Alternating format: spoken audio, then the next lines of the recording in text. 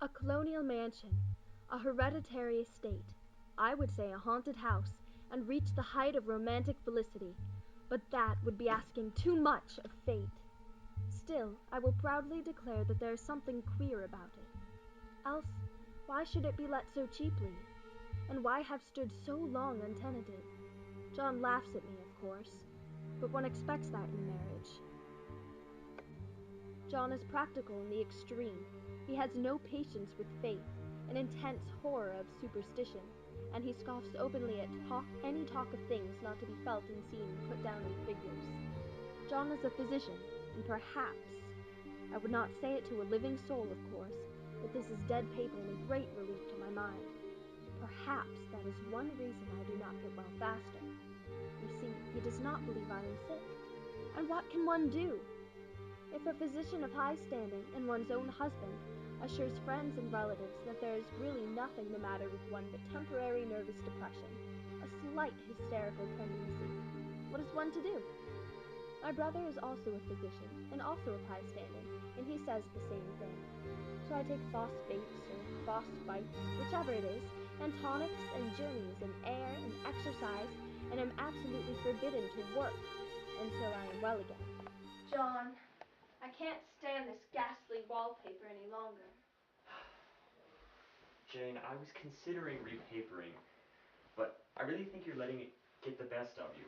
Nothing is worse for nervous patients than giving way to such fancies. Once the wallpaper is changed, then it'll be the bed, the mirror, and so on. I suppose you're right.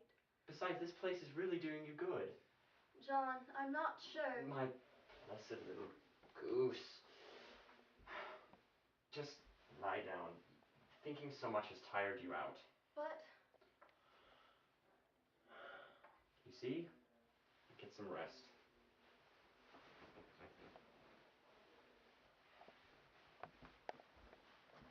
the paint and paper look as if a boys' school had used it. It is stripped off, the paper, in great patches all around the head of my bed, about as far as I can reach, and in a great place on the other side of the room, low down. I never saw a worse paper in my life. One of those sprawling, flamboyant patterns, committing every artistic sin. It is dull enough to confuse the eye in following, pronounced enough to constantly irritate and provoke study, and when you follow the lame uncertain curves for a little distance, they suddenly commit suicide, plunge off at outrageous angles, destroy themselves in unheard of contradictions. The color is repellent, almost revolting, a smoldering, unclean yellow, strangely faded by the slow turning sunlight. It is a dull yet lurid orange in some places, a sickly sulphur tint in others. There comes John, and I must put this away. He hates to have me write a word. This paper looks to me as if it knew what a vicious influence it had. There is a recurrent spot where the pattern lolls like a broken neck, and two bulbous eyes stare at you, upside down. I get positively angry with the impertinence of it and the everlastingness. Up and down and sideways they crawl, and those absurd, unblinking eyes are everywhere. There is one place where the two breadths don't match, and the eyes go all up and down the line, one a little higher than the other. I never saw so much expression in an inanimate thing before, and we all know how much expression they have. I used to lie awake as a child and get more entertainment and terror out of blank walls and plain furniture than most children could find in a toy store. There comes John's sister, such a dear girl as she is, and so careful of me. I must not let her find me writing. She is a perfect and enthusiastic housekeeper, and hopes for no better profession. I verily believe she thinks it is the writing which made me sick. But I can write when she is out, and see her a long way from off these windows. This wallpaper has a kind of sub-pattern in a different shade, a particularly irritating one, for you can only see it in certain lights, and not clearly then. But in the places where it isn't faded, and where the sun is just so, I can see a strange, provoking, formless sort of figure that seems to skulk about behind that silly and conspicuous front design. There's sister on the stairs. I really have discovered something at last. Through watching so much at night, when it changes so, I have finally found out. The front pattern does move, and no wonder. The woman behind shakes it.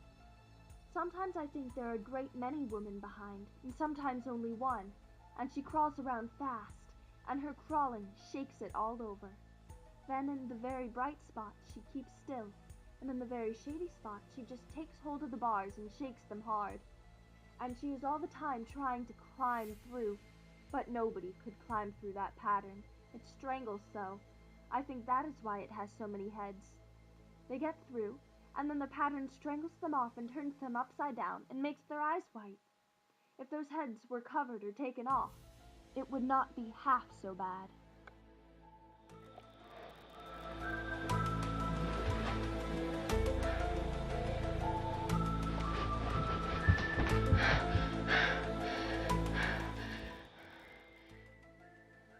This is the last day, but it is enough.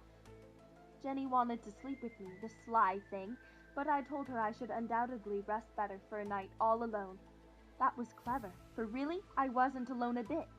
As soon as it was moonlight and that poor thing began to crawl and shake the pattern, I got up and ran to help her. I pulled and she shook, I shook and she pulled, and before morning we had peeled off yards of that paper. I want to astonish John. I've got a rope up here that even Jenny did not find.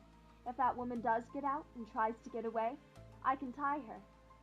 I am getting angry enough to do something desperate. To jump out of the window would be admirable exercise, but the bars are too strong even to try. Besides, I wouldn't do it. Of course not. I know well enough that a step like that is improper and might be misconstrued. I don't like to look out of the window even. There are so many of those creeping women, and they creep so fast.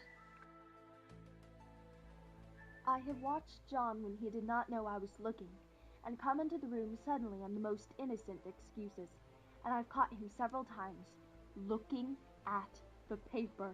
And Jenny too! I caught Jenny with her hand on it once. She didn't know I was in the room, and when I asked her in a very quiet voice, with the most restrained manner possible, "What are you doing?" "Jane, why did you frighten me so?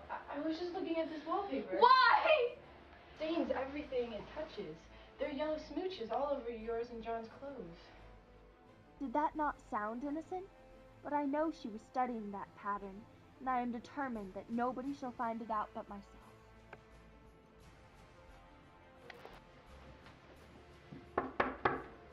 Why, there's John at the door. It's no use, young man. You can't open it. Let me in. I can't. The key is down by the front steps under a plantain leaf. Open the door, darling. I can't. The key is down by the front steps under a plantain leaf.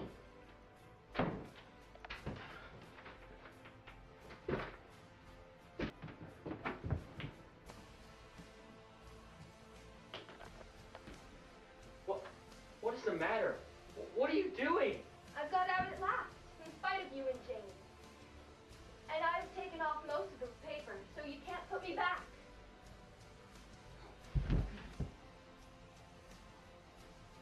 Now why should that man have fainted? But he did, and right across my path by the wall, so that I had to creep over him every time.